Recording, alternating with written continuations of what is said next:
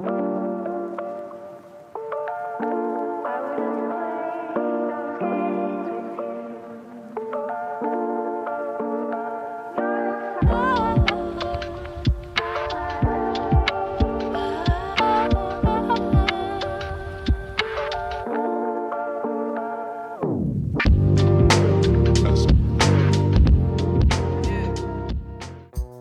ঘুরে ঘোরাঘুরি করতে করতে বেরিয়ে পড়েছিলাম কাঞ্চনজঙ্ঘা আর এক রহস্যময় পুকুরের খোঁজে।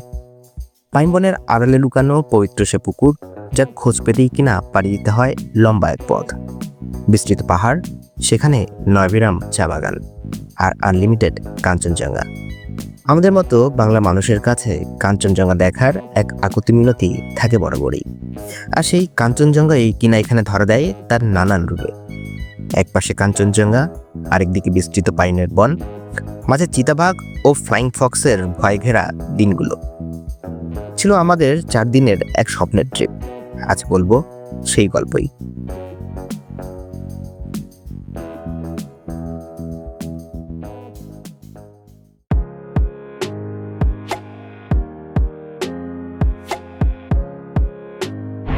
আসসালামু আলাইকুম দেশবাসী। ঘুরে ঘুরে ঘোরাঘুরি করতে করতে আবারও বেরিয়ে পড়েছি বাংলার রূপ গিলতে। তবে এ যাত্রায় পূর্ব বাংলায় নয়, পশ্চিম বাংলায়। তবে চলুন যাওয়া যাক একই সাথে।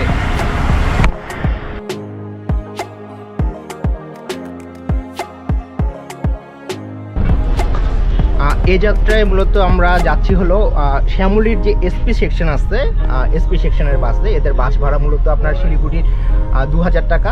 আর তারা ঢাকা থেকে বুড়িমারি পর্যন্ত যে বাসটাতে, এটা বিজনেস ক্লাস।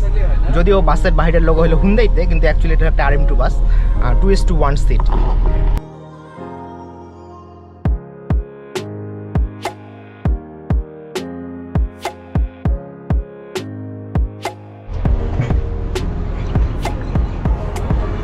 আসসালামু আলাইকুম দেশবাসী, very good morning from Burimari.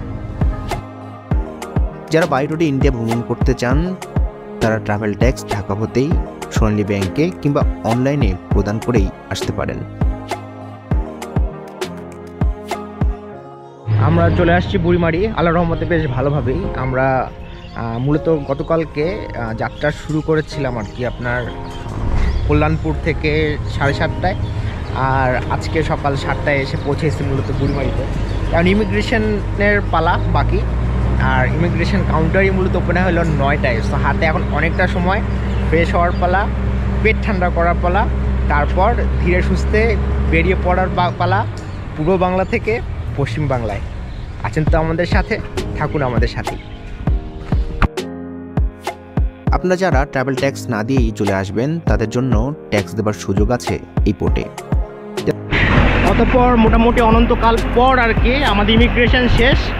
এই যে আমাদের অপর পাশের বাস, এবার পালা মানে ইমিগ্রেশন শেষ করে এবার শিলিগুড়ি যাওয়ার পালা। তবে চলুন যাওয়া যাক শিলিগুড়িতে। যারা সরাসরি কোনো বাসে আসেন না, তাদের সহায়তা করার জন্য কিছু এজেন্সি আছে। তাদের সহায়তায় সহজেই কমপ্লিট করতে পারবেন ইমিগ্রেশন। বাংলাদেশ অংশে প্রথমে ইমিগ্রেশন, তারপর কাস্টম চেক। আর ইন্ডিয়ার অংশে প্রথমে কাস্টম চেক, তারপর ইমিগ্রেশন। যারা চাকরিজীবী তারা অবশ্যই এনওসি সাথে নিয়ে আসতে ভুলবেন না। আসসালামু আলাইকুম দেশবাসী, অতঃপর আমরা শিলিগুড়িতে। যাবার ও ফেরার উভয় পথেই পাসপোর্ট ও ভিসার ফটোকপি প্রয়োজন পড়বে, তাই বেশি করে ফটোকপি অবশ্যই সাথে রাখবেন। এই একটা জিনিস, এই একটা জিনিস, আর এই জিনিসগুলো হলো ইন্ডিয়ায় আসিয়া প্রথমে যে জিনিসটা খাইতে হবে আপনার, সেটা। শিলিগুড়ি হলো দার্জিলিং জেলার অংশ। আর তাই শিলিগুড়ি এসেই কেউ যদি বলে দার্জিলিং চলে এসেছি, তবে তার কথাটিও কিন্তু ভুল নয়। অতঃপর চলে আসছে আমাদের সঞ্জয় দা, আমাদের গাড়ি। এবার বেরিয়ে পড়া যাক। শ্যামলী পরিবহন এসপি সেকশনের লাস্ট স্টপেজ মাল্লাগুড়ি মোড়। এনআর সেকশনের হুন্দাই বাস হলেও বর্ডার ও কাউন্টার সার্ভিসের দিক দিয়ে এসপি সেকশন বরাবরই অসাধারণ। বাস হতে নেমে খানিকটা রেস্ট নিতেই চলে আসলো আমাদের গাড়ি। আপাতত কিছুদিনের জন্য আমাদের সকল ঘোরাঘুরির সাথী সঞ্জয় দা। খুবই মিশুক ও অসাধারণ একজন মানুষ এই সঞ্জয় দা। দাদার নাম্বার ডিসক্রিপশন বক্সে দেওয়া থাকবে, যদি যেতে চান জাস্ট কল দিয়ে বিস্কুট পাগলা রেফারেন্স দিলেই পেয়ে যাবেন এক্সট্রা কেয়ার। ঘোরাঘুরি করা বাঙালি ও বাংলাদেশিদের যাবার জায়গা যেন এক দার্জিলিং নয়তো সিকিমের গ্যাংটক। মোস্ট কমন এই দুই ট্যুরিস্ট স্পটেই প্রায় সারা বছরেই ট্যুরিস্টদের আনাগোনায় থাকে মুখর। এর মাঝে এখন যেহেতু ভরা মৌসুম, তাই কিছুটা ভিন্ন জায়গায় রিল্যাক্স করার প্ল্যান থেকে এই যাত্রায় ঘুরতে বের হওয়া আমাদের। তাই তো আমরা বেছে নিয়েছি অফবিট ডেস্টিনেশন লামাহাট্টাকে। আমাদের জন্য নির্ধারিত হোমস্টে আগে থেকে বুক করে রাখা আছে এই লামাহাট্টায়। এক পাশে পাইন বন, আরেক পাশে গ্রেট কাঞ্চনজঙ্ঘার ভিউ, আর এই দুয়ে মিলেমিশে যে স্থান তাই লামাহাট্টা। পালাগুলি মোড় হতে সেবকের রাস্তা ধরে গেলে প্রায় 65 কিলোমিটার দূরত্ব লামাহাট্টার।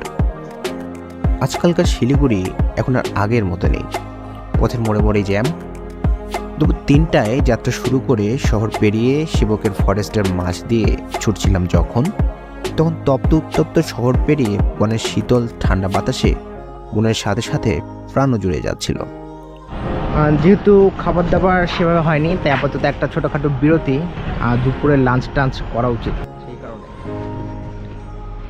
কিছুদিন আগেই ক্লাউড বাস্ট হয়ে সিকিমের লোনাক লেকের প্রায় 100 হেক্টর গায়েব হয়ে যায়। লেকের পানি হরকাবান হয়ে নেমে আসে তিস্তা ধরে। হাইড্রো ইলেকট্রিক পাওয়ার প্ল্যান্ট সহ নদীর বাঁধ, রাস্তা সকল কিছুই ধ্বংস করে দিয়েছিল তিস্তা, যার সাক্ষী এখনও তিস্তার তীরের পথ জুড়ে ভেঙে যাওয়া রাস্তা, পথ জুড়েই ল্যান্ডস্লাইডের পাথর। চেনা সবুজাব তিস্তা জুড়ে এখন কেবলই বালুর স্তর, মনে করিয়ে দেয় আমাদের প্রকৃতির শক্তিমত্তাকেই। পাহাড়ের সন্ধ্যা একটু জলদি নামে, তাই তো কিছু পথ চলতেই নেমে এলো রাত। কলিম্পং হয়ে এবার ত্রিবেণী ও পেশকের চা বাগানের পাহাড়ি চড়াই উত্তরাই ধরেই আমাদের ছুটে চলা। অতঃপর চলে আসছি আমরা আমাদের হোমস্টেতে।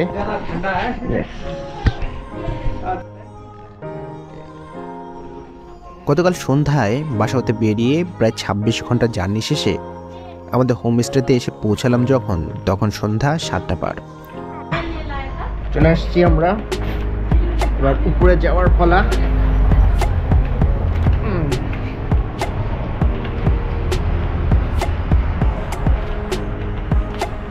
বাপরে সেই ঠান্ডা রে,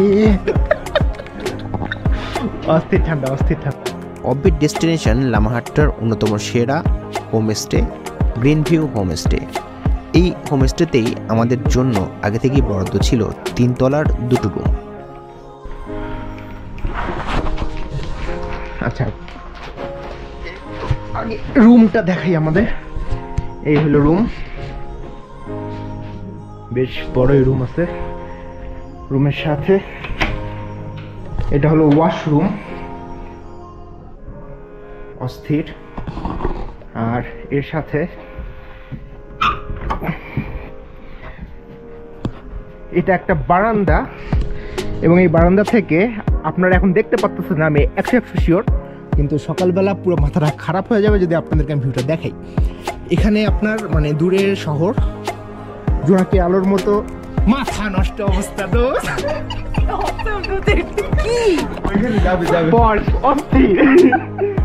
তুমি খালি ভাবো এখানে যে মানে দিনের বেলা ভিউটা কি হবে, আমাদের বাইরে বেরোনো দরকার কি, এখানে 3 দিন এমনি থাকা হবে, বুঝছো?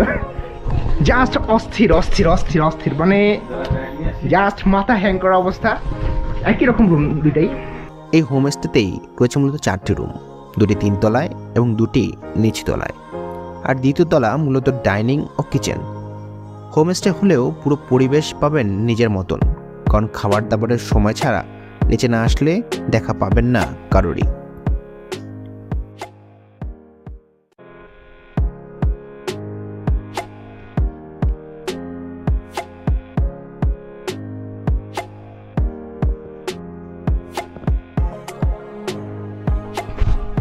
এটা মূলত আমাদের রুমস্টের যে আমার রুম সেটা, এখানে এরকম পাশাপাশি মূলত 2টো রুম আছে। আর মানে জাস্ট অসাধারণ, যথেষ্ট সুন্দর ইন্টেরিয়র ডিজাইন করা, পুরোটা উড দিয়ে করা মূলত এখানে। আর এখানে আপনার মানে বেড যা আছে, এখানে তো 2জন তো খুব ভালো মতো করে থাকতেই পারবে। যদি কেউ চায় এখানেও থাকতে পারবে, ডিভাইন টাইপ এখানে আছে। এখানে এক্সট্রা সব কিছুই আছে। এখানে আপনার আয়না টায়না সবই আছে, দেখতে পাচ্ছেন। ড্রেসিং টেবিল, এখানে আপনার টি টেবিল আছে, সাইড টেবিল আছে, এখানে একটা আলমারি আছে, আর সব থেকে বড় কথা এখানে একটা সুন্দর ওয়াশরুম আছে, অনেক বড় গিজার আছে। এই যে গিজার, এইসব এলাকায় মূলত আপনার কি বলে এসির প্রয়োজন নেই, কিন্তু গিজারের প্রয়োজন আছে। সো গিজার অনেক ইম্পর্ট্যান্ট একটা জিনিস যদি লামাহাটা বা এই টাইপের এরিয়াতে আপনারা আসতে চান সেক্ষেত্রে। আর তার থেকে বড় কথা এখানে একটা বারান্দা আছে, এবং এই বারান্দা থেকে একটা অস্থির ভিউ আছে। যে অস্থির ভিউটা অবশ্যই এই মুহূর্তে আপনারা দেখতে পারবেন না, কারণ রাতের বেলা এখন অন্ধকার, আমার ক্যামেরা অত ভালো আসতেছে না। যদিও আমার ক্যামেরাটা গোপ্রো হিরো 10 ব্ল্যাক, বাট তারপর তার কিছু লিমিটেশন আছে, এবং এই লিমিটেশনের জন্য সেই আলোর মধ্যে অনেক কিছু সে ভিডিও দেখাতে পারলো। এখানে যে ছোটো ছোটো আলোগুলো আছে এগুলো দেখাতে পারছে না। পুরো পাহাড় জুড়ে আপনার কি বলবো, যে আপনার জোনাকির মতো জাস্ট জ্বলতেছে দূরের সেই শহর। তা পরিষ্কার আকাশ, আকাশে অনেক তারা, যদি কিছু বোঝা যাচ্ছে না। শুধু এটাই ভাবতেছি যে এই রাতের বেলায় যদি এতটা সৌন্দর্য থাকে, তার সকালবেলা ঘুম থেকে উঠে মূলত আমি কি দেখব সেটা এখন মানে জাস্ট চিন্তা করা যাচ্ছে না। জাস্ট অস্থির একটা অবস্থা। আপনাদেরকে মানে প্রথমেই আমি বলছিলাম যে অনেক জিজ্ঞেস মানে করছিল আমাকে যে আমি মূলত যাচ্ছি কোথায়। তা বিষয়টা ছিল এরকমই যে বলছিলাম যে একটু পাহাড়ে যাবো, একটু মেঘ দেখবো, আর পাইন গাছের বাতাস খাবো। এবং আমাদের এই রিসোর্ট না, এটা হলো হোমস্টে, এবং এই হোমস্টের ঠিক অপোজিট পাশ যে জায়গাটা আছে সেখানেই মূলত আপনার পাইন গাছের বন আছে। আমরা ইনশাল্লাহ আগামীকালকে পাইন ফরেস্টে যাব। আসার সাথে সাথে মূলত যে জিনিসটা ছিল সেটা হলো গরম পানি, এখন গরম চা আর পাকোড়া। আচ্ছা, স্বাদ কেমন? বিশাল বড় হিন্দি, এরে এরে কই থেকে পুরো পেছিস তুই? বাবা জাস্ট অস্থির অস্থির অস্থির। লামাহাটার ঠান্ডা একটু বেশি। আমরা এসে পৌঁছলাম যখন, তখন প্রায় 11 ডিগ্রিতে নেমে গেছে তাপমাত্রা, যা রাত বাড়ার সাথে সাথে নেমে গিয়েছিল 8 ডিগ্রিতে। রাতের লামাহাটা দেখতে মূলত বেরিয়ে পড়লাম আমরা আছি গ্রিন ভিউ হোমস্টেতে। জাস্ট অস্থির, অসাধারণ সুন্দর একটা হোমস্টে। এই যে আমরা একটু বের হচ্ছি। কই যাবো বল? তোর এত ঠান্ডা লাগছে? প্রচন্ড। এটা তো আরেকটা রে রোহিঙ্গা। আমরা একটু বের হচ্ছি আর কি। এবং আন্টির সাথে কথা হলো, আন্টি যেটা বললো যে এই সামনে বলে একটা ভিউ আছে, আঙ্কেল আসলে আমাদেরকে মানে আঙ্কেল নিয়ে যাবে, যেখান থেকে পুরো দার্জিলিং প্লাস সিকিমের অস্থির একটা বলে ভিউ পাওয়া যায়, মানে রাতের ভিউ। তা সেটা দেখতে আরেকটু রাতে বের হবো। তার আগে আশেপাশে পথে কিছু ক্যাফে দেখছিলাম, একটু হেঁটে আসা যাক। কেন যে বেলকুনিতে বের হলেই দেখতে পাবেন হাজার হাজার জোনাকি।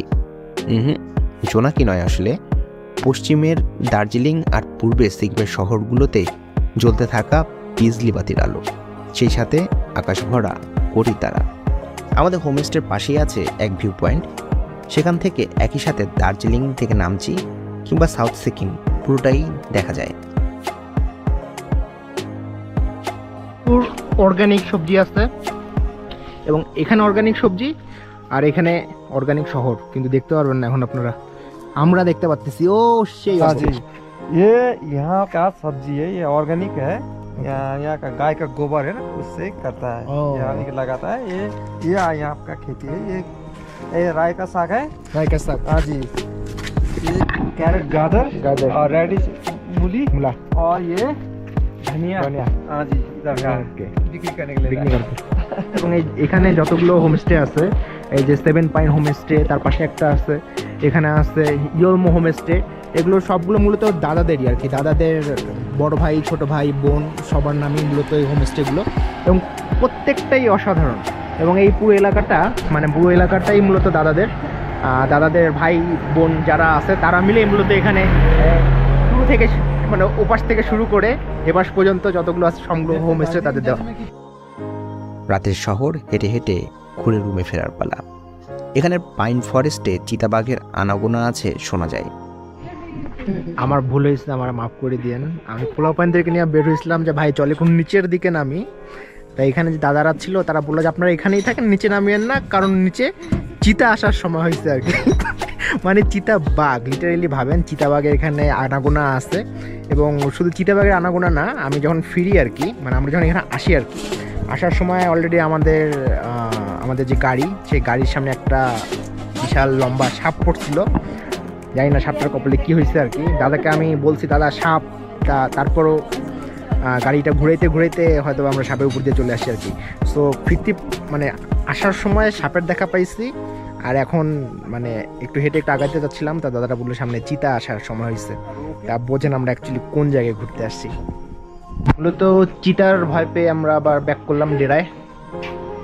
কত শখ ছিল আমরা ঘুরতে যাব, বেঙ্গলি ক্যাফে নামের ক্যাফে আছে, সেখানে আমরা চাচু কফি খাবো।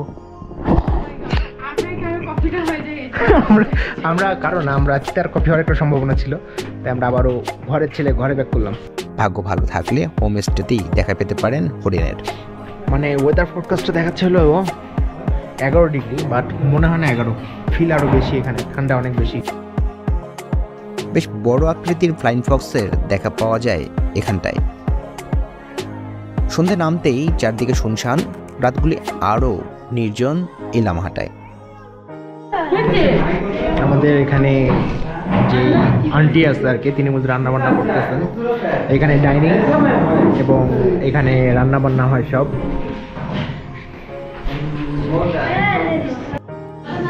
এখানে আসতে হলো ডাল, পাঁপড়, ভাত, হালাল মুরগি এবং মুরগির স্পেশাল আয়োজন করা হয়েছে। ওকে ওকে ওকে।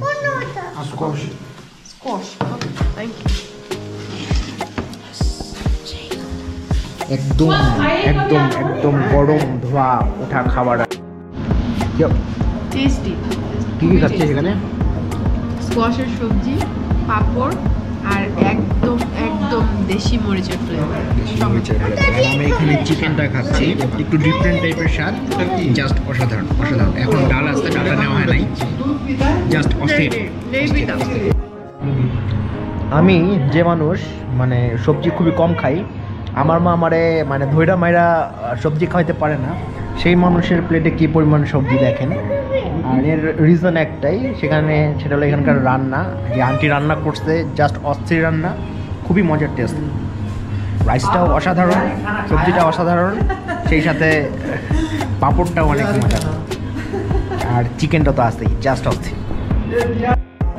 এটা হলো আলু চোখা নাকি? মানে আমাদের আলু ভর্তা টাইপের একটা জিনিস। এই খাবারের সাথে আমাদের আলু ভর্তা একই টাইপ জিনিস, কিন্তু আমাদের আলু ভর্তা একটু মিহি হয়, এটা একটু শক্ত শক্ত আসছে এবং এখানে প্রচুর পরিমাণে কাঁচা পেঁয়াজ ব্যবহার করা হয়েছে এবং এদের এই পেঁয়াজের টেস্টটাও মানে খুবই মজার। এই কারণে আমরা যে আলু ভর্তা খাই তারা তো খাই, সেই খাবারটার সাথে এটাতে একটু ডিফারেন্ট টাইপের একটা ফ্লেভার পাবেন, জাস্ট অস্থির। খুব ঠান্ডা, তাই এখন মূল যেটা কথা সেটা আমরা ব্যাপক খাওয়া দাওয়া করে আসলাম। আমি কেমন খাইছি সেটা না, অন্য মানুষের কাছে শুনি খাবারটা কেমন ছিল। তোর অভিজ্ঞতা কেমন ছিল খাবার বলতো? খুবই টেস্টি, মানে এক কথায় হচ্ছে একদম অন্যরকম খাবার, ফ্রেশ খাবার। স্কোয়াশের এই সবজি তো আমি এর আগে কখনো খাইনি, লাইফে ফার্স্ট, জীবনের প্রথম। খুবই টেস্টি ছিল, চিকেনটা একটু ডিফারেন্ট ছিল বাট ইট ওয়াজ টেস্টি। ডালটা তো খুবই মজা ছিল, আর সাথে ফ্রেশ পাঁপড় ভাজা। আর তার আগে যেটা আমাদেরকে আসার পর যেটা মিস ছিল, অনিয়ন পাকোড়া। অনিয়ন পাকোড়াটা খুবই মজা ছিল, বাট চাটা আমার কাছে মানে ভালো জিনিস তো ভালো লাগবে না, কারণ এখানকার খাঁটি গরুর দুধের চা আর কি। না, চাটা আমার কাছে এতটা ভালো লাগে না, বাট অনিয়ন পাকোড়াটা। তবে হোমস্টের আঙ্কেল প্রথমেই বলে দিয়েছিলেন ভোর 5:40 মাঝেই উঠে পড়তে, কারণ 5:46 সূর্যোদয় আমাদের রুমের বেলকনি থেকেই যা কিনা দেখা যায়। সেই সূর্যোদয় যেন মিস না করি আর কি। ভোরের প্রথম আলো কাঞ্চনজঙ্ঘায় পড়ে যখন, তখন হালকা গোলাপি থেকে হালকা হলুদ হয়ে ক্ষণে ক্ষণে রূপ বদলিয়ে একদম চোখের সামনে ধরা দেবে কাঞ্চনজঙ্ঘা। যে কাঞ্চনজঙ্ঘা দেখার জন্য আমাদের বাংলাদেশিদের কতই না গতি মিনতি। সেই কাঞ্চনজঙ্ঘার দেখা পাওয়া সম্ভব এই হোমস্টের একদম বেড থেকেই। এই হোমস্টের সিজনে ভাড়া জনপ্রতি 1500 রুপি। এই 1500 রুপিতে রাত থাকার সাথে সাথে মিলবে সকালের নাস্তা, দুপুরের খাবার, সন্ধ্যের নাস্তা ও রাতের ডিনার, সেই সাথে আনলিমিটেড কাঞ্চনজঙ্ঘা। আসসালামু আলাইকুম দেশবাসী, very good morning from Lamahatta. লামাহাটার হোমস্টেতে মূলত আছি আমরা, সেখান থেকে ভিউটা কেমন হয় আসেন দেখি। এই হলো আমার রুম থেকে কেবল উঠলাম এবং জাস্ট খালি এই বারান্দা দিয়ে বের হয়ে এই হলো আপনাদের চিরচেনা বা বহু কাঙ্ক্ষিত কাঞ্চনজঙ্ঘা। যথারীতি হোমস্টের মালিক আন্টির নাম্বার দেওয়া থাকবে ডেসক্রিপশন বক্সে, হোয়াটসঅ্যাপে কল দিয়ে বুক করে যেতে পারেন এবং অবশ্যই বিস্কুট পাগলা রেফারেন্স দিলে পাবেন এক্সট্রা খাতির এবং সেই সাথে আদর। প্রতিদিনের ব্যস্ত জীবনের কোলাহল থেকে মুক্তি পেতে ঘুরে আসতে পারেন দার্জিলিংয়ের চাকচিক্য থেকে অনেক দূরে শেরপাদের গ্রাম লামহাট্টা থেকে। নিচের দিকে যদি দেখি আমরা, সেক্ষেত্রে দেখতে পারবো পুরো একটা মেঘের আস্তরণ, আর একটু উপরেই কাঞ্চনজঙ্ঘা। জাস্ট অসাধারণ।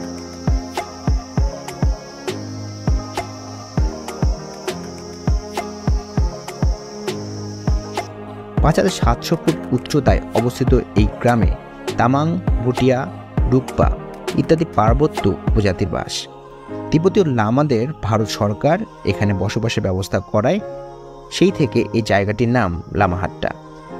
এ যেন রূপ বৈচিত্র্যের সম্ভার। পাইনের জঙ্গলে পাহাড়, আকাশ, নীরবতা আর গ্রামবাসীর সরলতায় এখানে মিলেমিশে একাকার।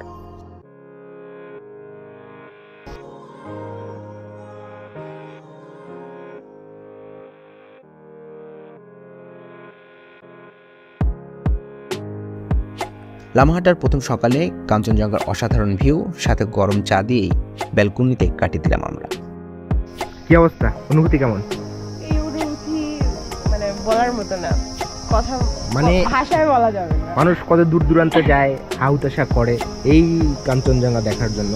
যদিও গোপ্রোতে নেওয়া এই ভিডিওটা, সো অতিরিক্ত ওয়াইড অ্যাঙ্গেল কারণে আপনাদের কাছে একটু দূরে মনে হচ্ছে, কিন্তু আসলে এতটা দূরেও না কাঞ্চনজঙ্ঘা। জাস্ট অস্থির।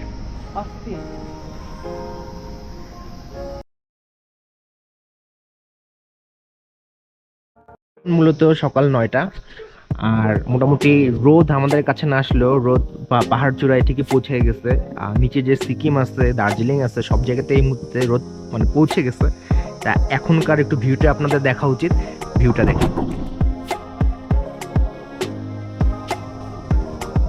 এই নিচে মানে এখানেও গাছ বেশ ভালোই গভীর আর কি, সুন্দর। নিচে দিয়ে একটা ট্রেল চলে গেছে যদিও বা, মানে আমাদের হোমস্টের ঠিক নিচ দিয়ে, আর বারান্দা থেকে কাঞ্চনজঙ্ঘা।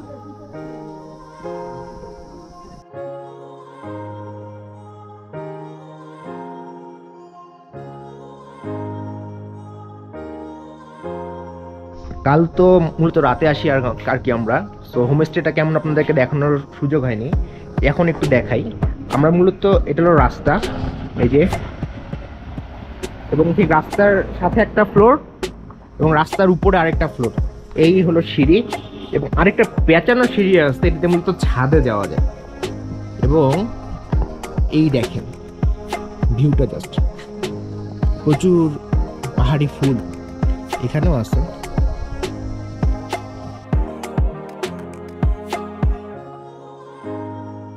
মূলত সকালে রাস্তায় একটু হাঁটতে বের হলাম, মানে এই যে ফুলটা দেখতে পাচ্ছেন কিনা জানি না, বেগুনি রঙের একটা ফুল আছে, তা রাতের বেলা ল্যাভেন্ডার।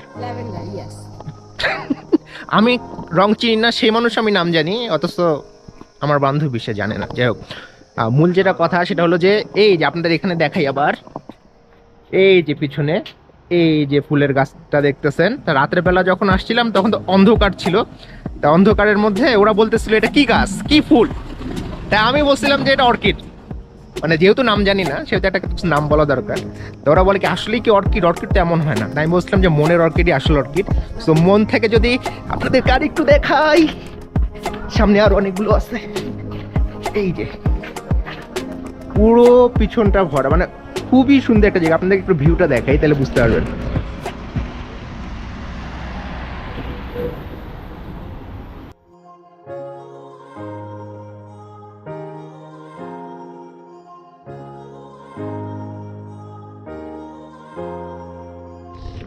এটা একটা স্কুল, আর এর ঠিক নিচে যদি দেখেন এই জায়গাগুলোতে মূলত হলো আপনার অর্গানিক বিভিন্ন সবজিগুলো চাষ হয়। মানে জাস্ট ভিউটা দেখেন। গত রাতে মূলত একটা ভিউ পয়েন্টে এসেছিলাম আমরা সেই জায়গাটাতে এখন, এবং এখানে অনেকগুলো ডগি আছে।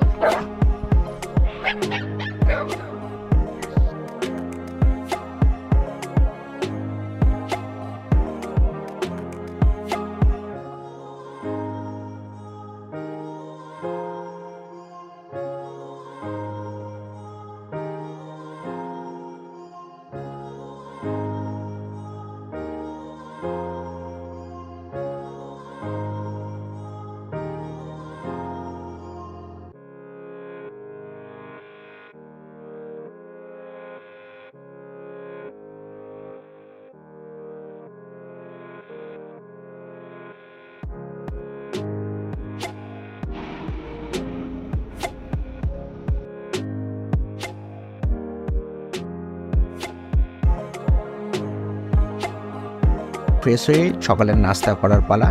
সকালে আলুর দম, ডিম ভাজা আর পুরির আয়োজন নাস্তায়।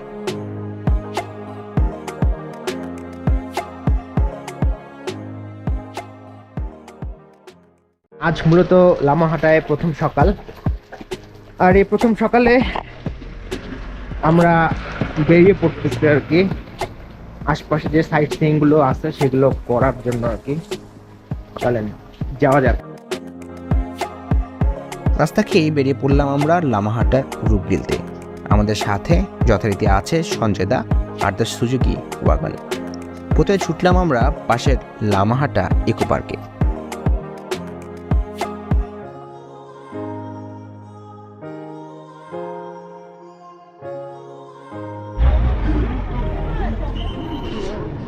চলে আসছি মূলত লামাহাটা যে ইকো পার্কটা আছে ইকো পার্কের জাস্ট 20 রুপির টিকিট, এবং এই 20 রুপির টিকিট কেটেই মূলত ঢুকতে হবে লামাহাটা যে ইকো পার্ক, সেই ইকো পার্ক। পাইনের জঙ্গলের ভিতরে গাছালি, পাহাড় আর অসংখ্য ফুলের অপরূপ সমারোহ এই পার্কে। মানে আমরা ঢুকবো লামাহাটা ইকো পার্কে, তার আগে এখানে একটা জিনিস আছে, এটা একটু পড়াশোনা করা দরকার। এটা হলো আপনার 1977 থেকে শুরু করে আপনার 2015 সাল পর্যন্ত এই বনে ঢুকে কে কিভাবে মারা গেছে সেটা। এই যে kill by tiger, timber mafia, kill by tiger. So রাতে যে আমরা ভয় পেয়েছিলাম বাঘে, এটা একদম মিথ্যা না। আর মানে সবার শেষেও যিনি মারা গেছেন সুরজিৎ মানহা, আর তিনি মূলত 2015 সালে মারা গেছে হাতি দ্বারার। তার আগে মানে ওঠার আগে একটু পড়া দরকার এটা। 2012 সাল থেকে সরকারি উদ্যোগের সাথে উপজাতিরা হাত মিলিয়ে যত্ন করে গড়ে তুলেছে এই পার্ক। পার্কের ভিতরেই আছে সুন্দর বসার জায়গা, সেটা ফটোপ্রেমিকদের আকর্ষণ করবেই। আর আছে একটি কাঠের ওয়াচ টাওয়ার, যতদূর চোখ যায় শুধুই চিরহরিৎ এর ঘন বন।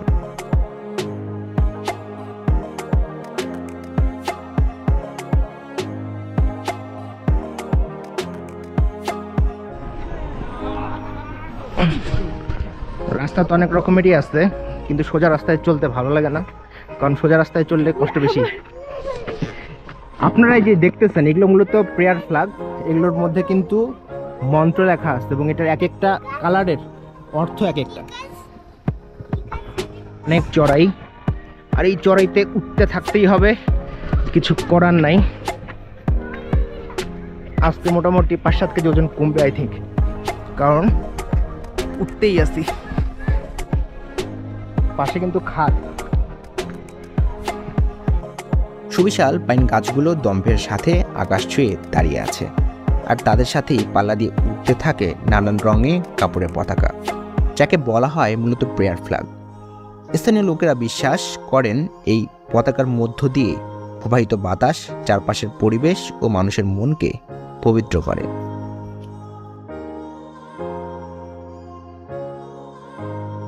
এই মুহূর্তে মূলত পাইন বনের একদম ভিতরে, অনেক উপরে চলে আসছি। মূলত আমরা মানে যেহেতু সমুদ্রপৃষ্ঠ থেকে অনেক উপরে, আর সেই কারণে স্বাভাবিকভাবে এখানে একটা অক্সিজেনের ঘাটতি আছে।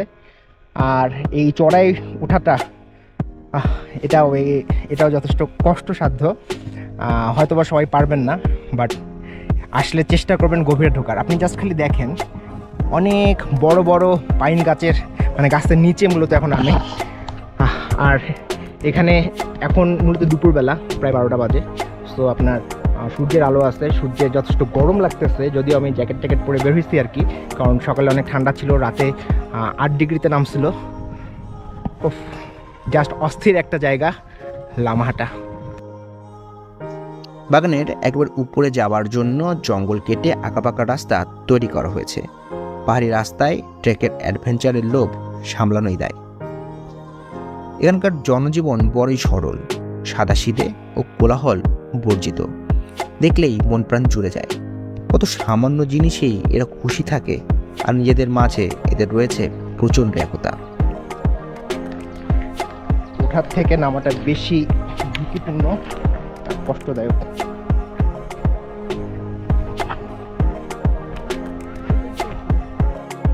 সবথেকে উপভোগ্য এখানকার সকাল ও রাতগুলি। মূলত সেই পুকুরে যাচ্ছি, আর পুকুরে যাওয়ার পথ হলো এটা। পাইন ফরেস্টের ভিতরেই পবিত্র লেকের অবস্থান, যদিও মাত্র 750 মিটারের পথ, কিন্তু খাড়া উঠতে গিয়ে দম যায় দশা হয় অনেকেরই। গরমের চোটে খুলে ফেলছি, যতটুক যান যৌবন ছিল সব শেষ। বাবারে, মাথা নষ্ট অবস্থা। 750 মিটার ছিল,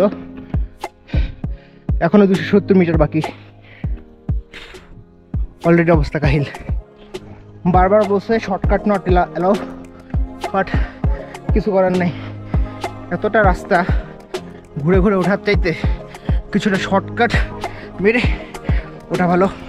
যদিও শর্টকাট অবশ্যই অনেক রিস্ক, বাট হাতে সময় কম, এনার্জি কম।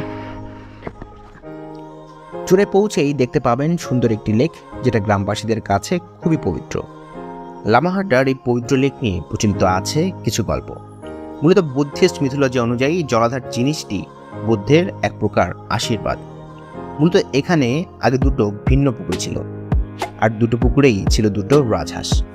রাজহাঁসগুলো পুকুরের এতটাই যত্ন নিত যে একটি পাতাও পড়তে দিত না পুকুরের পানিতে।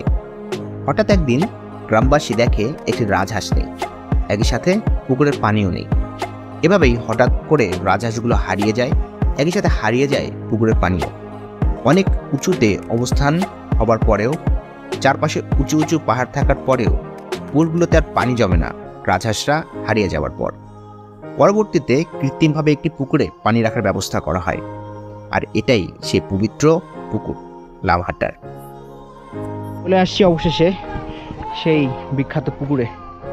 আসার পথটা যতটা কষ্টের, জায়গাটা আসলে ততটা সুন্দর। কিছু ছবি তোলা যাবে, এটা ঠিক আছে, বাট তারপরেও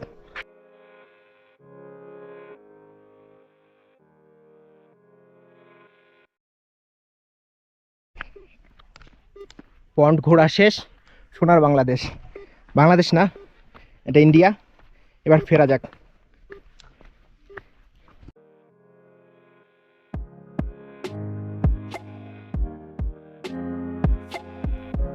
ইকো পার্ক ঘুরেই পাহাড়ের রূপ গিলতে গিলতেই বেরিয়ে পড়লাম আমরা। দুপুরের রোদ আর ঠান্ডা বাতাস সব মিলেমিশে একাকার। ছুটলাম পেশোকের টি গার্ডেনের পথে। চলে আসছি মূলত টি গার্ডেন পয়েন্টে।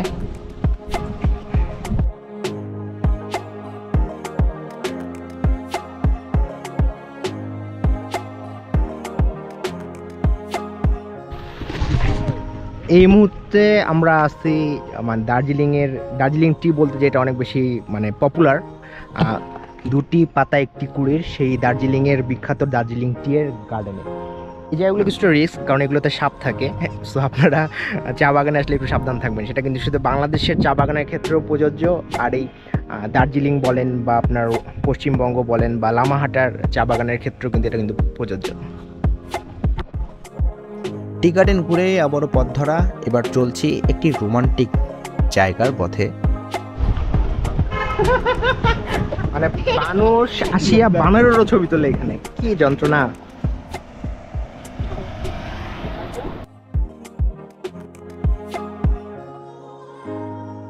অন্তত আমার কাছে এটি এই অঞ্চলের সবথেকে রোমান্টিক স্পট মনে হচ্ছিল, কারণ এখানে একটি ভিউ পয়েন্ট আছে, আর যার নাম lovers meet view point.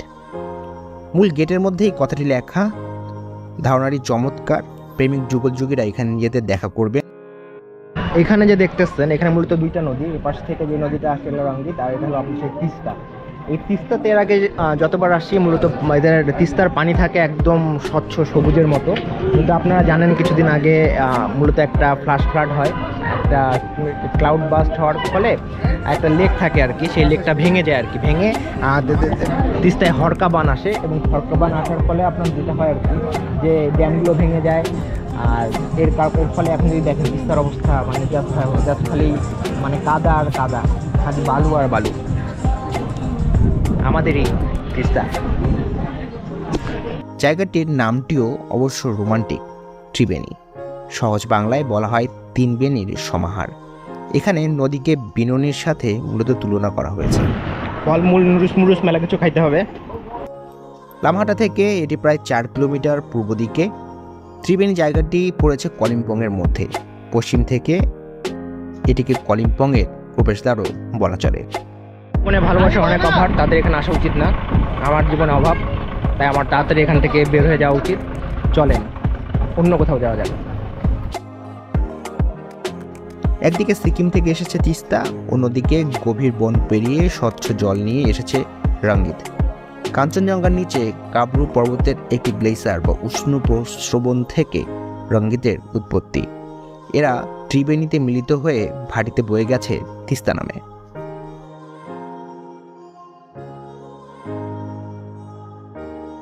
Minute view point ঘুরে চললাম কুমবাদারা ভিউ পয়েন্ট দেখতে।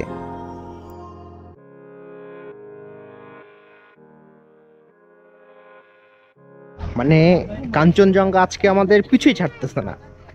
আরেকটা ভিউ পয়েন্ট থেকে কাঞ্চনজঙ্ঘা দেখে আসেন।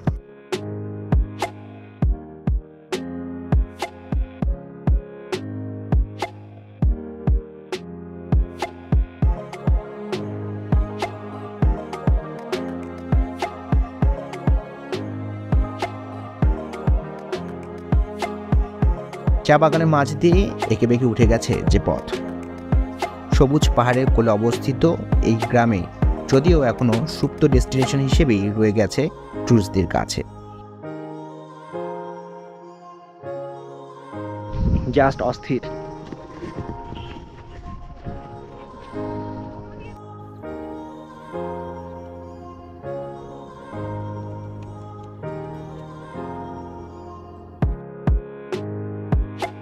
তাই বর্তমানে জনবহুল ট্যুরিস্ট স্পটগুলো এড়িয়ে চলা, নির্জন লোকেশনে ঘুরে বেড়ানোর প্রবণতা বেড়ে যাওয়ায় হয়তো অদূর ভবিষ্যতে তাকদাই হয়ে উঠবে এক পরিচিত ট্যুরিস্ট ডেস্টিনেশন। তাকদা বা স্থানীয়দের ভাষায় তুকদা কথা অর্থ হলো মেঘে ঢাকা। বস্তুতপক্ষে পাহাড়ি ঢালে মেঘে ঢাকা সবুজে মোড়া এই হ্যামলেট।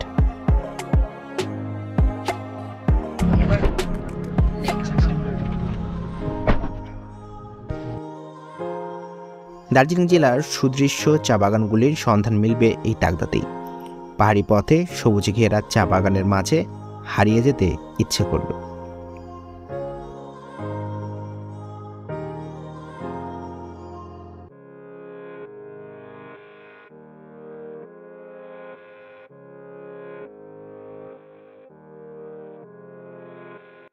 ঘোরাঘুরি শেষে আবারও হোমস্টেতে ফেরা। আজ আবার ক্রিকেট ওয়ার্ল্ড কাপের ফাইনাল, ভারতের সাথে অস্ট্রেলিয়ার খেলা। তাই প্রায় সব জায়গাতেই কাজ বাদ দিয়ে সবাই খেলাতেই ব্যস্ত। ঘোরাঘুরি শেষ, আবার হোমস্টেতে ব্যাক করলাম। মানে কাঞ্চনজঙ্ঘা আজকে কোনোভাবে আমাদের পিছু ছাড়তেছে না। এখনো কাঞ্চনজঙ্ঘা সেই সকালের মতোই দেখা যাচ্ছে। এই যে আমাদের হোমস্টে একদম রাস্তার সাথে লাগা। এই রোডটাই কিন্তু আপনারা যে দার্জিলিং থেকে যদি কলিম্পং যেতে চান বা সিকিম যেতে চান, দেন সেক্ষেত্রে কিন্তু এই রাস্তাটাই মূলত ইউজ হয়। অস্থির একটা দিন ছিল। তোর অনুভূতি কি তানভীর? আলহামদুলিল্লাহ ফাটাফাটি।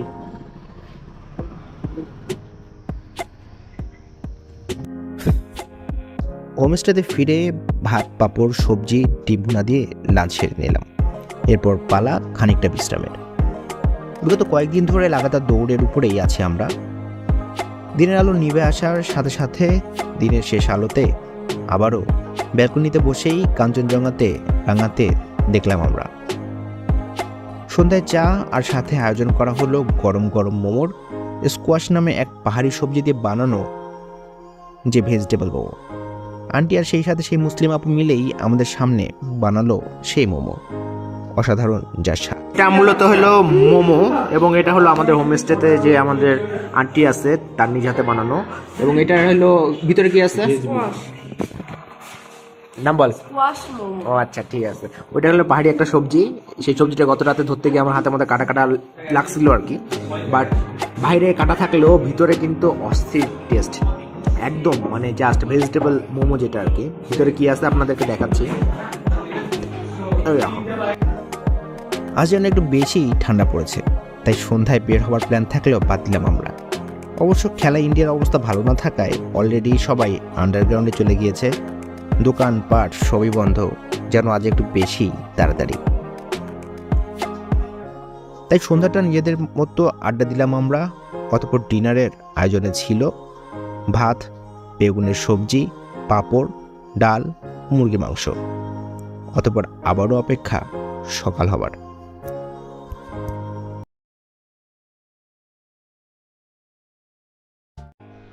আসসালামু আলাইকুম দেশবাসী, very good morning from Lamahatta. আজ মূলত দ্বিতীয় দিন আমাদের লামাহাটায়।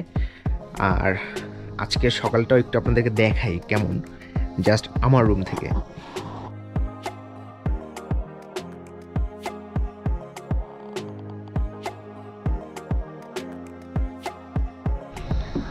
কিছুক্ষণ আগেও মানে আজ সকালেও কিন্তু এখানে হরিণের আনাগোনা ছিল আর কি, আমাদের ঠিক নিচে আর কি। আর রাস্তার এদিকে হরিণ টরিণ আসে, আর চিতাবাঘের একটা ব্যাপার আছে। আর একটা মজার মানে প্রাণী গতকাল সন্ধ্যায় দেখা গেছিলো, সেটা হলো অনেকটা বিড়ালের মতো দেখতে, বড় লম্বা লেজও আছে, আবার বেশি সাথে পাখাও আছে। মানে অদ্ভুত একটা জিনিস। যাই হোক, জিনিসটা অনেক মজার। আপনার বলতে পারেন ওয়ান কাইন্ড অফ পুরি, বা ভিতরে কোনো পুর নাই। আর এটার মধ্যে জিরা দাও না, কালি জিরা দাও, কালি জিরা গুঁড়া করে দাও, আস্ত জিরা, এটার ভিতরে জিরা দেওয়া আছে। আর কালি জিরা এই আলুর দমে মূলত আছে। জাস্ট কি আল্লাহ জানে, আজওয়াইল বলে জিনিসটার নাম, যে জিনিসটা আছে এটার ভিতরে দেওয়া। আপনাদের দেখাই, এই যে এখানে একদম ভিতরে দেওয়া আছে, খুবই মজা।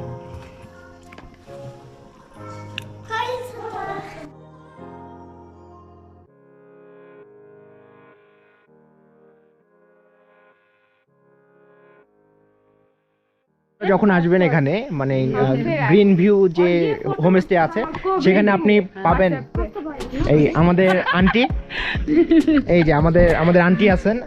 আসলে আন্টির দেখা পাবেন। আন্টি খুবই ভালো একজন মানুষ এবং আন্টির হাতে রান্না অনেক মজার। তা মোটামুটি এই ছিল আমাদের লামাহাটায়। লামাহাটা থেকে আমরা বেরিয়ে পড়বো এখন। চলেন যাওয়া যাক দার্জিলিংয়ে।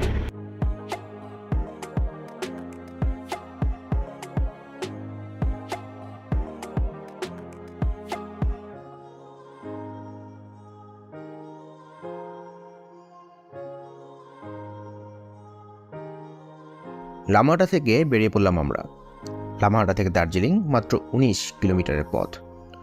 ঘুরে ফিরে পাহাড়ের চড়াই উতরাই পেরিয়েই মূলত ছুটছি আমরা। দার্জিলিং শহরের আগেই অবস্থান ঘুমের। এই ঘুম বিখ্যাত বেশ কিছু জিনিসের জন্য। এর মাঝে অন্যতম হলো ঘুমের টয় ট্রেন। দার্জিলিং হিমালয়ান রেলওয়ের ঘুম রেলওয়ে স্টেশন ভারতের সর্বোচ্চ রেলওয়ে স্টেশন। এটি প্রায় ৭,৪০৭ ফিট উচ্চতায় অবস্থিত। দার্জিলিং হিমালয়ান রেল ভারতের শিলিগুড়ি হতে দার্জিলিং শহরের মধ্যে চলাচলকারী একটি 2 ফুট অর্থাৎ ন্যারোগেজ রেল পরিষেবা। যদি চান এই টয় ট্রেনে জয়রাইড নিতে, তবে ডিজেল ইঞ্জিনে ১,০০০ রুপি আর স্টিম ইঞ্জিনে ১৫০০ রুপি খরচ পড়বে এই ভ্রমণে, যা কিনা অবশ্যই স্থান হিসেবে কিছুটা বেশি। চলে আসছে মূলত ঘুম মনস্ট্রিতে। ঘুমের আরেকটি বিখ্যাত টুরিস্ট স্পট হলো ঘুম মনেস্ট্রি।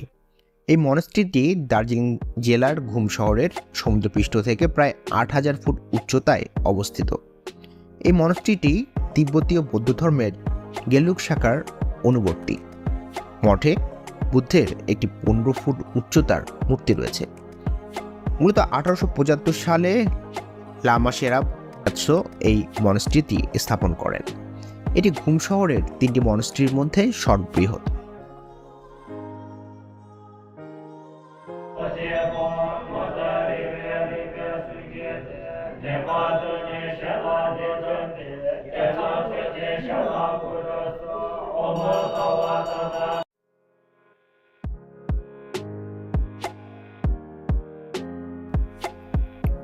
ঘুম মনেস্ট্রি ঘুরে পরবর্তী বিরতি দিলাম বিখ্যাত বাতাসিয়া লুপে। চলে আসছি বাতাসিয়া লুপে। বাতাসের লুপ হলো একটি সর্পিল রেলওয়ে পথ যা দার্জিলিং হিমালয়ান রেলওয়ের আরোহণের একটি গ্রেডিয়েন্ট কমানোর জন্য তৈরি করা হয়েছিল। এই রেলপথটি একটি সুড়ঙ্গের মাধ্যমে এবং একটি পাহাড় চূড়ার উপর দিয়ে চলাচল করে। এটি মূলত চালু হয় 1919 সালে। আমাদের লাকটা মেবি একটু বেশিই ভালো, কারণ কাঞ্চনজঙ্ঘা আমাদের পিছু ছাড়ছে না আর কি। গতকালকেও আমরা লামহাটা থেকে খুব সুন্দর ভিউ পাইছিলাম, এবং আজকে এই দার্জিলিংয়ে এখানেও কিন্তু জাস্ট অসাধারণ একটা ভিউ কাঞ্চনজঙ্ঘার। বাতাসের লুপে টয় ট্রেন 360 ডিগ্রি ঘুরে যায়। এই লুপ থেকে দেখা যায় বিশ্বের তৃতীয় সর্বোচ্চ চূড়া কাঞ্চনজঙ্ঘা। বাতাসের লুপ কেন্দ্রে একটি যুদ্ধ স্মৃতিস্মারক কেন্দ্র আছে। ভারত স্বাধীন হবার পর বিভিন্ন যুদ্ধে নিহত গোর্খা শহীদ বীর সৈনিকদের শ্রদ্ধা জানাতে 1995 সালে এটি উদ্বোধন করা হয়।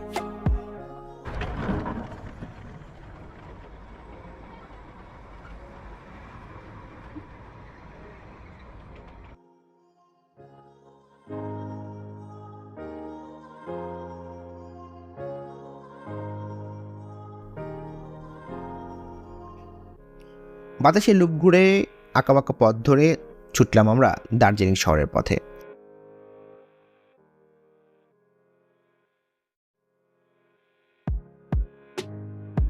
দার্জিলিং ঢুকেই চলে গেলাম পদ্মজা নাইডু হিমালয়ান জুওলজিক্যাল পার্কে। মূলত দার্জিলিং চিড়িয়াখানা হিসেবেই পরিচিত এই স্থান।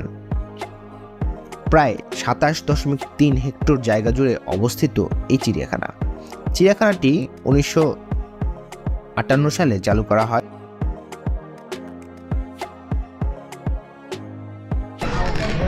তোমরা যে ব্লগটা দেখতেছো তার জন্য দর্শকই দিতে হয়েছে, তো একটু লাইক কমেন্ট করো ভাই। এখানে আছে গোড়াল, 7000 ফুট উচ্চতায় অবস্থানের কারণে ভারতের সর্বোচ্চ উচ্চতায় অবস্থিত চিড়িয়াখানা হিসেবে এটি প্রসিদ্ধ। চিড়িয়াখানাটিতে পাহাড়ি অঞ্চলের প্রাণী প্রজননের ব্যবস্থা রয়েছে। এখানে স্নো লেপার্ড, হিমালয় অঞ্চলে বিভিন্ন প্রজাতির নেকড়ে এবং লাল পান্ডা প্রভৃতি প্রাণীর সফল কৃত্রিম প্রজনন সম্ভব হয়েছে। কতটা অসাধারণ করে সাজানো আর কি। আমাদের দেশের যে চিড়িয়াখানাগুলো আছে এগুলো তো মূলত সব খাঁচায় বন্দি, জেলখানা টাইপ একটা ব্যাপার, কিন্তু এখানে সব কিছু যদি দেখেন একটু খোলামেলা, মানে জেলখানা ভাবটা এখানে নাই, একটা উন্মুক্ত পরিবেশে তারা আছে।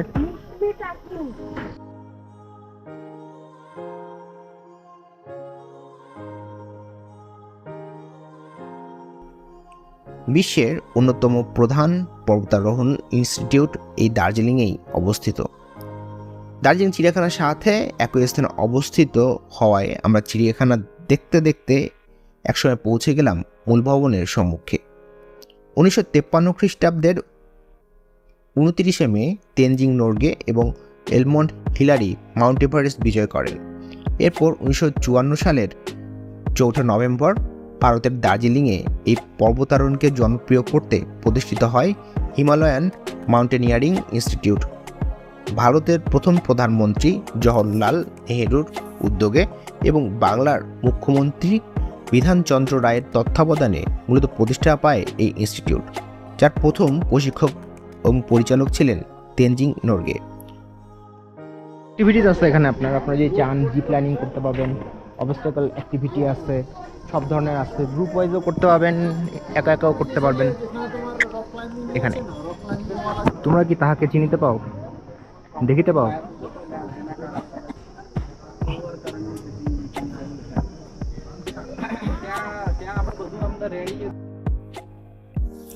জু মাউন্টেনিয়ারিং ইনস্টিটিউট ঘুরে লাঞ্চ করে আবার বেরিয়ে পড়লাম আমরা তেনজিং রক বা এই সকল স্পটে আর না দাঁড়িয়ে চলে গেলাম শেষ বিকেলটা কাটাতে দার্জিলিংয়ের বিখ্যাত টি গার্ডেনে। দার্জিলিং পাহাড়ের মনোরম পরিবেশে ক্যামেলিয়ার কোমল কুড়ি দিয়ে উৎপাদিত হয় বিশ্ববিখ্যাত দার্জিলিং টি। সমুদ্রপৃষ্ঠ হতে 2000 মিটার উচ্চতায় চীনা বীজ দিয়ে দার্জিলিং চিয়ের চা আবাদ হয়। ভারতের মোট উৎপাদনের 3% চা দার্জিলিং চা। কেন লামাহাটা তুলনামূলক বেস্ট দার্জিলিংয়ের থেকে তার প্রমাণ হলো, দেখাচ্ছি। তার প্রমাণ হলো ঠিক এইটা। কিছু দেখতে পাচ্তেছেন? কিছুই দেখতে পাচ্তেছেন না আমি শিওর, কিন্তু ওই জায়গা হলো কাঞ্চনজঙ্ঘা। আর দার্জিলিংয়ে মূল যেটা সমস্যা সেটা এখানে প্রচুর মানে মেঘ, আর এই মেঘ প্রচুর থাকার কারণে সাধারণত ভিউটা ডিপেন্ড করে লাকের উপর। খুব একটা ভিউ পাওয়া যায় না এখান থেকে এই মেঘের কারণে। কিন্তু লামাহাট এমন একটা জায়গা, ওইখানে তুলনামূলক মেঘের পরিমাণ অনেক কম থাকায় ওইখান থেকে একটা অসাধারণ ভিউ পাওয়া যায়। দার্জিলিংয়ে মোট প্রায় 83টি চা বাগানের 2000 হেক্টর জমিতে বছরে গড়ে 1,20,00,000 কেজি দার্জিলিং চা উৎপাদিত হয়। শুধুমাত্র দার্জিলিং উপত্যকায় চীনা জাতের গাছ দিয়ে উঁচু পাহাড়ে চাষ করলে শারদীয় চয়নে সুমিষ্ট ফুলের গন্ধ পাওয়া যায়। দার্জিলিং চা মূলত কালো, সবুজ ও সাদা এই 3 রকমেরই পাওয়া যায়। সঠিকভাবে বপন করা হলে এটি একটি ফুলের সুগন্ধযুক্ত একটি পাতলা মোটা হালকা রঙের আধান উৎপন্ন করে। বেশিরভাগ ভারতীয় চা থেকে ভিন্ন ধরনের হয় দার্জিলিং চা। সাধারণত কামেলিয়া সিনেসিসের ছোট ছোট প্রজাতি থেকে তৈরি হয় দার্জিলিং চা। সিনেসিস বড় লেভেল হলেই তা হয় আসাম টি। ঐতিহ্যগতভাবে দার্জিলিং চা কালো চা হিসেবেই মূলত তৈরি করা হয়। চা বাগান ঘুরে চললাম আবার হোটেলের পথে। এখন দার্জিলিংয়ের সিজন পুরোটাই জেগে বসেছে, তাই সব জায়গাতেই রুমের খানিকটা টানা পড়েন। মল রোডের কাছাকাছি হোটেলে থাকার ব্যবস্থা হয়েছে আমাদের। হোটেল নিকান্ত রেসিডেন্সে আমাদের জন্য রুম আগে থেকেই বুক করা ছিল। খুব আহামরি না হলেও মল রোডের কাছাকাছি থাকার জন্য খুব একটা খারাপ নয় এই হোটেল।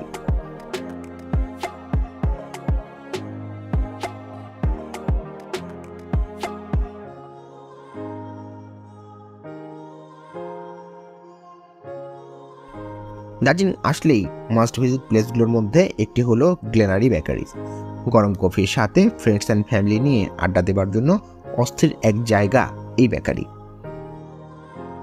রাতের দার্জিলিং ঘুরতে ঘুরতে এবার পালা সকাল হবার।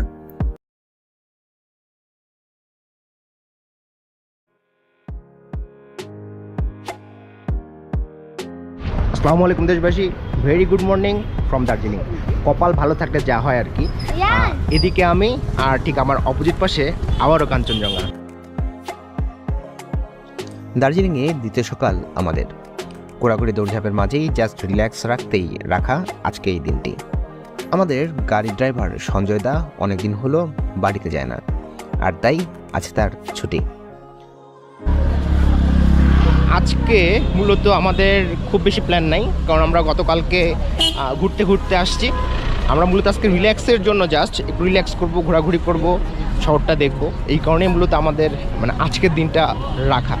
আজ মূলত দিনটি আমরা বরাদ্দ রেখেছি দার্জিলিংয়ের বিখ্যাত রূপে আর শপিংয়ের জন্য। সেই 100 বছরের পুরনো দার্জিলিং শহর। এখানকার ম্যাক্সিমাম স্থাপনা যেগুলো আছে আর কি, এগুলো সবগুলোই মানে 100 বছরেরও বেশি পুরনো। এখানে যেই হোটেলগুলো আছে সামনে দেখবেন আরও। দার্জিলিং যদি চান হালাল খাবার খেতে, তবে চলে যেতে পারেন জামে মসজিদ কমপ্লেক্সের কাছে। ওখানে আছে বেশ কিছু মুসলিম হোটেল।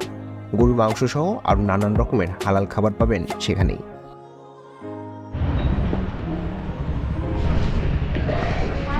জামে মসজিদের ঠিক পাশেই এই হোটেলটা। এখানে আপনারা মূলত হালাল যে খাবার আছে সেটার দেখা পাবেন। তো হালাল খাবার খাওয়ার জন্য মল রোড থেকে একটু হেঁটে জাস্ট আসতে পারেন। এটা হলো যে হোটেল সোসাইটি অ্যান্ড রেস্টুরেন্ট, এটাতে। সকালে উঠেই মূলত ভুড়িভোজ করে হাঁটা ধরলাম বাস স্ট্যান্ডের। যেহেতু সঞ্জয় দাকে আজ ছুটি দিয়েছি আমরা, আর আজ আমরা ঘুরবো দার্জিলিংয়ের পাবলিক ট্রান্সপোর্ট ব্যবহার করেই। কি ঝুলতেছে এগুলা?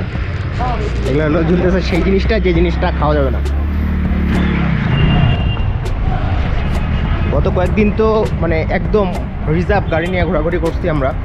তা আজকে একটু শহরটা দেখতে চাই, আর এই কারণে পাবলিক ট্রান্সপোর্ট ইউজ করার একটা ইচ্ছা আছে। জানি না শেষ পর্যন্ত ইউজ করতে পারবো কিনা, কিন্তু আগাই দেখি। বাস স্ট্যান্ড আছে, বাসগুলো কই যায় খোঁজ খবর নেই। প্রথমেই পায়ে পায়ে নেমে আসলাম লেবংকাট রোডে। সেখান থেকে শেয়ার ট্যাক্সিতে মাত্র জনপ্রতি 15 টাকায় পৌঁছে গেলাম সিংমারি নর্থ পয়েন্টে। মাত্র 15 রুপিতে আর কি শেয়ার যে ট্যাক্সি বলতে পারেন সেটা। সিংমারিতে আসলাম, আর এখানে একটা রোপওয়ে আছে, চড়া উচিত। চলেন যাই। সেন্ট জোসেফ কলেজের কাছে। কলেজের উল্টো দিকে একটি খাড়া সিঁড়ি উঠে গেছে উপরে। 25 থেকে 30টা ধাপ। উঠে বাদিকে একটু এগোলেই চোখে পড়বে রোপওয়ে ঢোকার গেট, যার পোশাকি নাম রাঙ্গিত ভ্যালি প্যাসেঞ্জার কেবল কার। এর পাশেই মূলত টিকিট কাউন্টার। যদি চান রোপওয়ে উঠতে, তবে সকাল সকাল বেরিয়ে পড়তে হবে আপনাকে। সাত সকালেই বেরিয়ে পড়েও লম্বা লাইনের পাল্লায় আমরা। বিশাল লম্বা লাইন রোপওয়ের টিকিটের।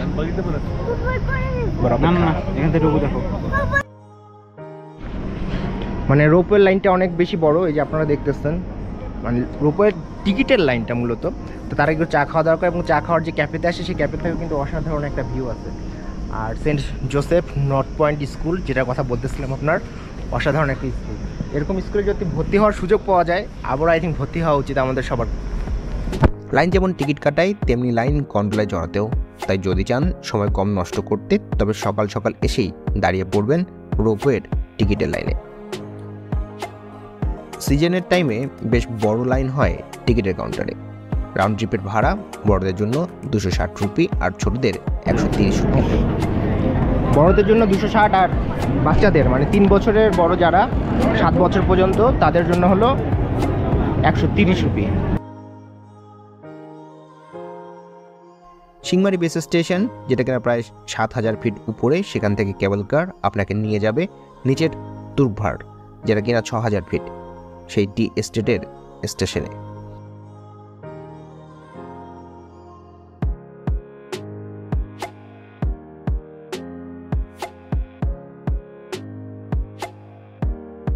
এই 2.5 কিলোমিটার যাত্রাপথে সময় লাগবে প্রায় 15 মিনিট। এখানে নেমে কিছুটা সময় কাটানো যায়, ঘোরা যায় চা বাগানে, চাইলে টি প্রসেসিং দেখার গাইড ট্যুরেও নিতে পারেন, অথবা বেঞ্চে বসে উপভোগ করতে পারেন রাঙ্গিত ভ্যালির অপার সৌন্দর্য।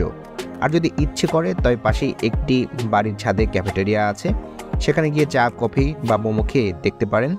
তবে ভুলেও চায়ের প্যাকেট কিনবেন না এখানে। আর যদি তুকভারে নামতে না চান, তাহলেও চলবে।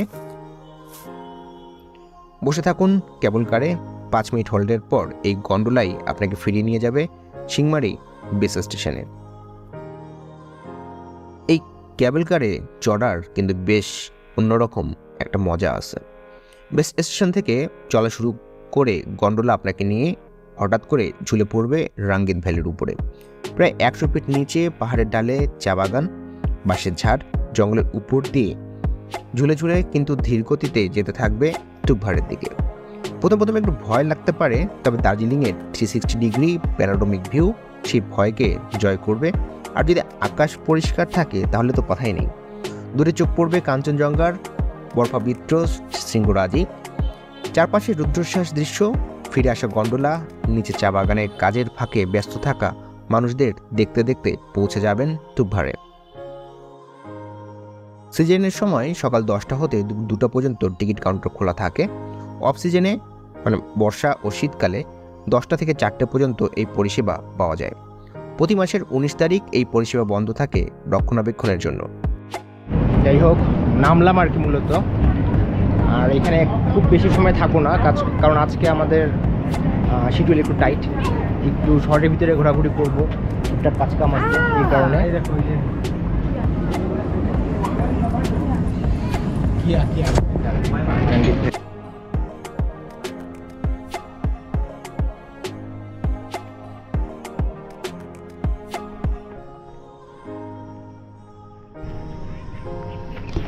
এটাই হলো মূলত রাঙ্গিত ভ্যালি।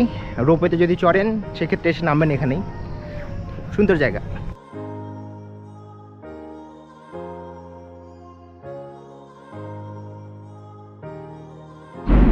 আর উপরে যাওয়ার পালা।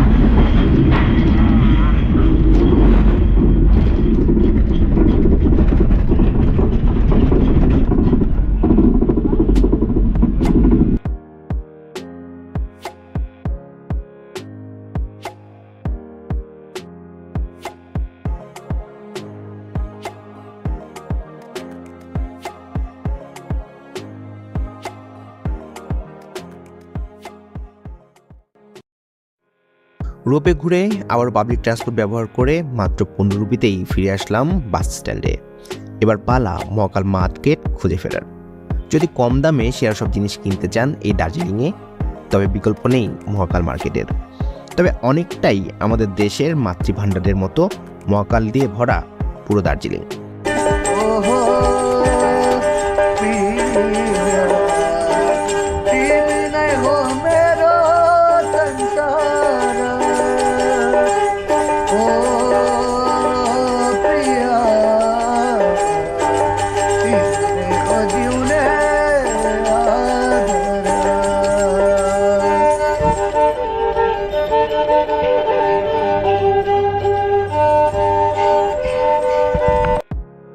আসল মহাকাল খুঁজে পেতে সহায়তা নিতে পারেন স্থানীয়দের। ডাউনহিলেই মূলত অবস্থিত আসল মহাকাল মার্কেট। দার্জিলিংয়ের খাবার দাবারের জন্য মল রোডের কাছাকাছি আরেক বিখ্যাত হোটেল মহাকাল। 140 থেকে 170 রুপির মাঝেই পাবেন এগ ও ফিশের প্ল্যাটার। খুবই মজার, এটা একটা আচার টাইপ আর কি। এখানে কিছু চিপস আছে, এটা হলো মিষ্টি, মূলত পায়েস, ডাল, আলু ভর্তা, ডিম মূলত দুটো দেওয়া। এটা একটা সিমের মানে সিম টিম আছে, কিন্তু কাসুন্দি টাইপ কিছু একটা দিয়ে রান্না করা, আই থিঙ্ক। শাক আছে, জাস্ট অস্থির টেস্ট। আর এই পুরো প্ল্যাটারের দাম মাত্র 160 রুপি।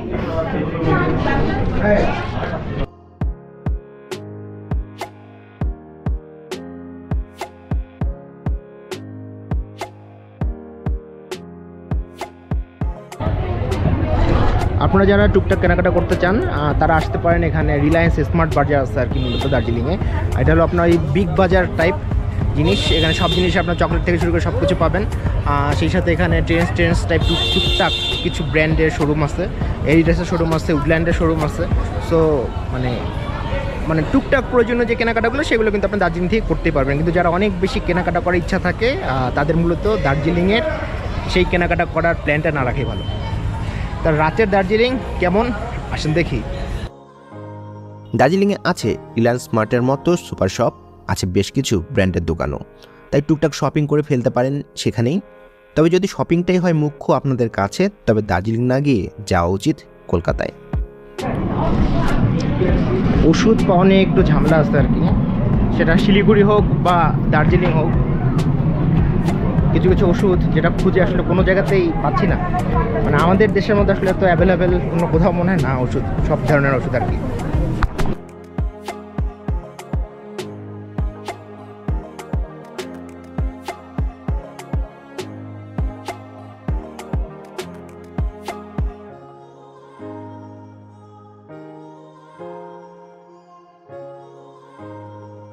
দার্জিলিংয়ের শেষ রাত আজ, আর তাই আবারও বেরিয়ে পড়লাম মল রোডে, আবার দার্জিলিংয়ের মোস্ট ভিজিট প্লেস গ্লেনারিস বেকারিতে।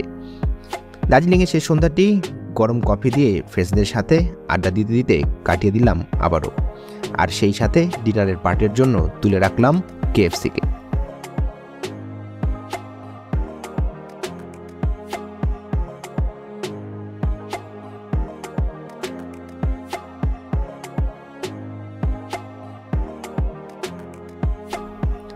রুমে ফিরে ব্যাগ বস্তা গুছিয়ে ফেলা, ভোর হতেই যে আমরা বেরিয়ে পড়ব দেশের পথে।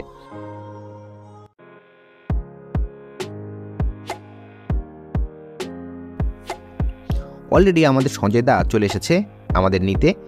এই ভোরে উঠেই ধরলাম আমরা শিলিগুড়ির পথ, তবে এ যাত্রায় মিরিক হয়েই ফিরবো আমরা।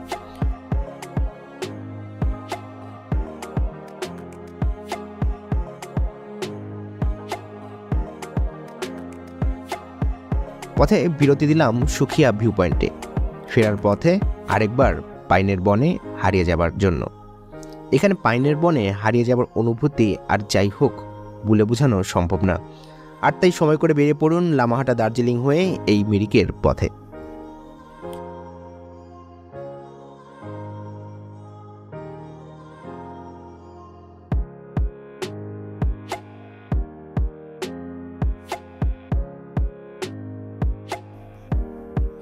আবার পথ চলা আমাদের, পরবর্তী বিরতি দিলাম সীমানা ভিউ পয়েন্টে। মূলত ভারত ও নেপালের বর্ডার এই সীমানা ভিউ পয়েন্ট। দূরে নেপালের অসাধারণ এক ভিউ পাওয়া যায় এই স্থান থেকেই। আমরা এখন যে ভিউ পয়েন্টে আছে এটা মূলত আপনার সীমানা ভিউ পয়েন্ট, আর এর ঠিক অপোজিট পাশটা হলো নেপাল। আসেন একটু নেপাল দেখি আমরা। হ্যাঁ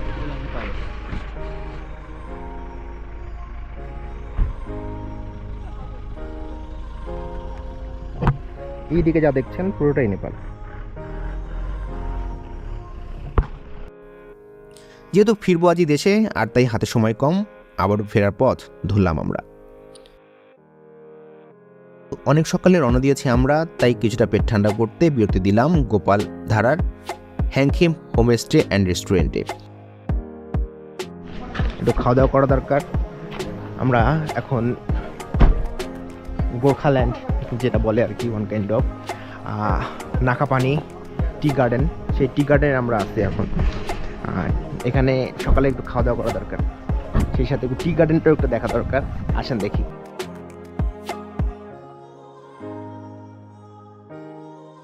অসাধারণ স্বাদের তাদের রুটি, সাথে ডিম আর সবজি। এরপর চা বাগানের মাঝেই অসাধারণ দার্জিলিং মিল্ক টি। মিরিকের কাছে রুটি অনেক মোটা মোটা, ডিফারেন্ট টাইপের, বাট টেস্টি। সাথে লাল আটা রুটি, এটা এটা আটাটা ডিফারেন্ট, অরিজিনাল আটা। সবজিটা মজা। আপনারা আমার পাশে যে মানুষটা দেখতেছেন, তিনি হলেন আমাদের সঞ্জয় দাদা। আমাদের যে পুরো ট্রিপের একদম শুরু থেকে এখন পর্যন্ত এবং আমাদেরকে শিলিগুড়ি পৌঁছে দেওয়া পর্যন্ত দাদা মূলত আমাদের সাথে আছেন। জাস্ট অসাধারণ একজন মানুষ তিনি। যথারীতি দাদার নাম্বারটা দেয়া থাকবে এবং আপনারা যে কোনো সময় জাস্ট দাদাকে নক করতে পারেন। আসার আগে অবশ্যই কথা বলে নেবেন দাদার সাথে। আর জাস্ট দাদাকে যদি বলেন যে আমার কথা ইস্তিয়াক বা বিস্কুট পাকা চ্যানেলের কথা, দেন সেক্ষেত্রে দাদা আরও ভালো করে বুঝতে পারবেন যে আপনারা কার রেফারেন্সে আসছেন। এবং দাদা খুবই একজন ভালো মানুষ এবং জাস্ট অসাধারণ। সো দাদার নাম্বারটা দেওয়া থাকবে। আপনারা যদি দার্জিলিং হোক, লামাহাটা হোক, কিংবা আপনার সিকিম হোক, যে কোনো জায়গায় যদি ঘুরতে যেতে চান, দেন সেক্ষেত্রে দাদার সাথে যোগাযোগ করে চলে আসতে পারেন। এরপর আবারও বেরিয়ে পড়া ঘুরতে ঘুরতে দেশের পথে। দার্জিলিং থেকে সকাল 7টায় বেরিয়ে বর্ডার ক্রস করে দেশে যখন ঢুকি আমরা, তখন বিকেল 5টা পার। আর এরই সাথে শেষ আমাদের 4 পর্বের অসাধারণ এক সিরিজ লেটার ফ্রম নর্থের। দেশবাসী, ট্যুরে যান, ট্রেকিংয়ে যান, যেখানে মন চায় যান, যেভাবে মন চায় যান, কিন্তু প্রকৃতি ও পরিবেশের ক্ষতি হয় এমন কিছুই করবেন না প্লিজ। সময় পেলেই বেরিয়ে পড়ুন, ঘুরতে থাকুন, জানতে থাকুন, জানাতে থাকুন। Keep roaming.